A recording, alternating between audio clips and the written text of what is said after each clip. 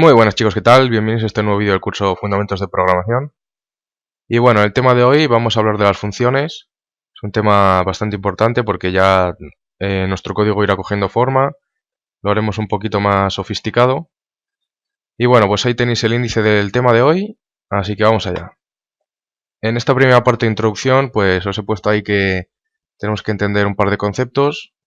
Uno de ellos es la factorización del código, que quiere decir que a veces en nuestro programa tenemos fragmentos de código que se repiten y tenemos que ser capaces de identificarlo y saber agruparlo para poder utilizarlo a nuestro antojo. Este concepto lleva a otro, que es el de organización, que, bueno, como indica el nombre, su propio nombre, pues se trata de mantener legible el código.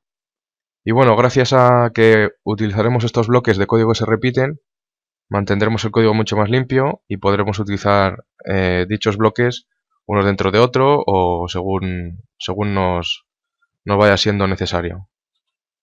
Bueno, pues la subprogramación nos permite dividir un programa en partes más pequeñas que llamaremos funciones y estas utilizarlas repetidamente en el código o según las vayamos necesitando. Uno de los beneficios más importantes que esto trae es que nos permite mantener y depurar el código de una manera más sencilla y eficiente. Y bueno, y también que una tarea difícil la podemos convertir en varias subtareas más pequeñas y más fáciles. Vamos a meternos ya de lleno en las funciones. Y bueno, ¿qué es una función? Pues una función es un conjunto de sentencias que realizan un proceso a partir de unos datos que se les facilitan y pueden devolver o no datos al programa principal. Como elementos principales tenemos el nombre, la lista de parámetros que se les pasa y obviamente el conjunto de sentencias que tiene que realizar. Bueno, como detalles, pues deciros que una función puede estar dentro de otra, que como os he dicho puede generar un resultado que será devuelto al programa principal y que puede necesitar parámetros que serán enviados desde el programa principal. Para trabajar con funciones, pues hay tres pasos que os voy a comentar ahora. El primero de ellos es la declaración de la función, que se trata de especificar los datos que necesita, los datos que devuelve y el tipo de esos datos, que esto se llama el prototipo de la función. La sintaxis es tipo, que es el tipo de dato del resultado, puede ser void, int, char, lo que queráis. El nombre de la función, que es el identificador por el cual la vais a llamar luego, y pues los parámetros, que es la lista de los datos que necesita. Ahí os pongo un par de ejemplos, donde, bueno, en este caso nos devolvería entero, a la primera función le llamamos cubo y necesita un entero al que llamamos x. La segunda función, pues también devuelve un entero, la llamamos suma y necesitaría dos enteros, x e y. En el paso 2 tenemos la definición, que se trata de escribir la función y ubicarla después del main. Y bueno, la sentencia que nos permite definirla se llama cabecera. La sintaxis es la siguiente, tenemos que poner el tipo de dato que nos va a devolver, que tiene que concordar con el que hemos puesto en su declaración, el nombre de la función y la lista de parámetros. Y bueno, todo esto tiene que estar igual que según lo hemos declarado. Y luego pues tenemos el cuerpo de la función, que es donde escribiremos todas las sentencias, las variables y todo lo que vaya a realizar nuestra función.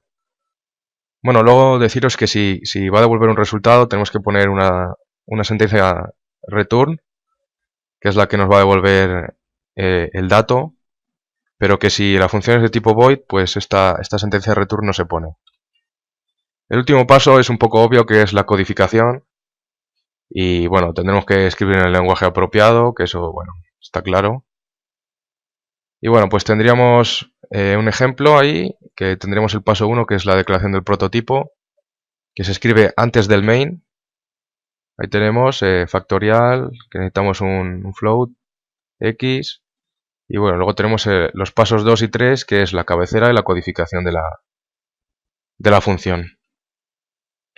Bueno, ahora vamos a hablar otra vez de las variables. Vamos a dividirlas en dos grupos, que son variables locales y globales. Las locales se declaran dentro de una función y su ámbito de trabajo es dentro de la misma. Es decir, que solo existen mientras se está ejecutando la función. Una vez que se termina de ejecutar esta función, pues la variable, el espacio de memoria que reservamos para esa variable, desaparece.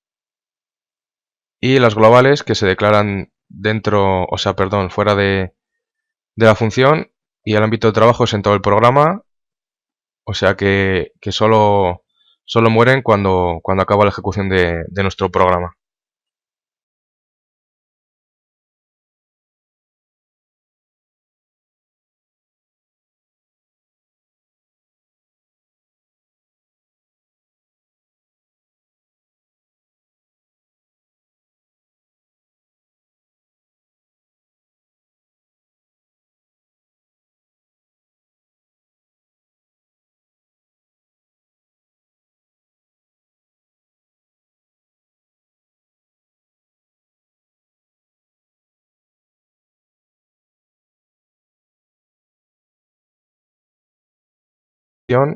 El valor original sí que se verá modificado.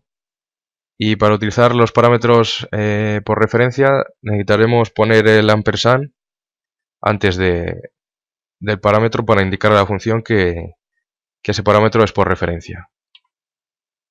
Bueno, aquí os muestro un ejemplo de un parámetro por valor. Vemos que tenemos una variable entera, el número 5. Aquí ponemos un printf para mostrarlo antes de la función. Aquí el resultado de la función y después de la función. Bueno, vemos que la función calcula el cubo simplemente. Y entonces, bueno, aquí en la salida tenemos que antes de la función es 5, el resultado de la función es 5.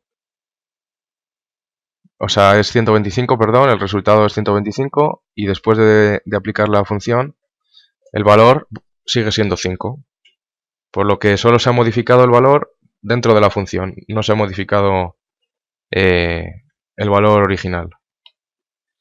Sin embargo, aquí tenemos el parámetro por referencia y bueno, la función es la misma, realiza el cubo. Veis aquí que hay asteriscos antes del parámetro, que aquí hay un ampersand, como os he dicho. Ahora os explico lo de los asteriscos. Y bueno, tenemos que el valor antes de la función es el 5, el valor dentro de la función es 125, cuando lo aplicamos es 125, y después de aplicar la función, pues vemos que el valor original sí que se ha modificado y que ahora es 125. Entonces hay que tener cuidado con, dependiendo de lo que queramos hacer, de lo que queramos obtener, pues pasar parámetro por valor o por referencia. Como os he dicho, acordaros que por defecto se pasan por valor. Y bueno, habéis visto antes el asterisco, ahora vamos a hablar de los punteros. Que un puntero es una variable que almacena una dirección de memoria. Y cuando declaramos un puntero tenemos que hacer de acuerdo al tipo de dato que vamos a apuntar. La sintaxis, la de siempre, tipo de dato, asterisco y el nombre del puntero. Ahí tenéis un ejemplo que sería un puntero de tipo entero. Y bueno, como os he dicho, los punteros contienen direcciones de memoria. Bueno, para que os quede un poquito más claro, os he puesto aquí un trozo de código donde jugamos un poco con punteros. Ahí en el printf vamos a ver el contenido que tiene A. En el segundo vamos a ver el contenido que tiene P. Y en el tercero vamos a ver el contenido que tiene asterisco P. Bueno, como veis ahí, hemos igualado P a la dirección de memoria de A. Acordaros que ampersand siempre significa dirección de memoria. Bueno, en este caso significa dirección de memoria, claro, cuando lo utilicemos con variables. Entonces tenemos que nuestro primer printf nos muestra el contenido de A, que es 4. El siguiente printf nos muestra P, que contiene la dirección de memoria de A, que sería este número. Y cuando tenemos asterisco P, lo que nos muestra es el contenido de esa dirección de memoria, por lo que nos va a mostrar 4. Bueno, esto es un poco complejo, así que si no os enteráis a la primera, es normal, cuesta un poquito. Si tenéis dudas, ya sabéis que me lo podéis contactar conmigo y os intentaré ayudar para resolverla. Y bueno, pues aquí hay un pequeño ejercicio de parámetros por valor y por referencia. Vemos ahí que hay dos funciones, una valor y otra referencia. Entonces, bueno, pues ahí jugamos un poco con las direcciones de memoria y con los parámetros por valor y referencia. Si seguís un poco el código, pues en el printf mostramos que antes de aplicar ninguna función, el resultado que tenemos es 4. Luego ya vamos a la función referencia y le pasamos el parámetro por referencia, acordados del ampersand. Y esta nos transforma el dato en 5. Luego le aplicamos el valor, o sea, la función por valor. Como no hace nada, pues tenemos otra vez 5. Y luego pues ahí tenemos 6. Cuando llamamos a la función por valor, tenemos 6 porque incrementa dentro de la definición de la función. Incrementan 1, pero por fuera pues lo deja tal y como está. Así que bueno, hasta aquí el vídeo de hoy, chicos.